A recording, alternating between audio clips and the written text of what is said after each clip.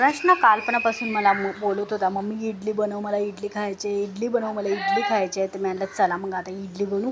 मस्त इडली इथं बनवलेली आहे, बघू शकता. इडली पात्राला तेल लावून छानपैकी इडली पात्रामध्ये आपली इडली टाकलेली आहे आणि छानपैकी आपली इडली शिजेपर्यंत तोपर्यंत आपण खोबऱ्याची चटणी बनवून घेऊ. तर मी खोबरे छानपैकी तोडून घेतलेलं आहे, त्याचे बारीक बारीक तुकडे करून घेतले, त्याचे वरचे सालं काढून घेतले, मिक्सरमध्ये टाकलेले आहेत, बघू शकता. त्याच्यामध्ये एक मिरची टाकली, कोथिंबीर टाकली, थोडंसं मीठ टाकून पाणी टाकून मस्त मिक्सरमध्ये ग्राइंड केलेलं आहे, बघू शकता. इथं आपली चटणी रेडी आहे. चला आपण तडका बनवू आता.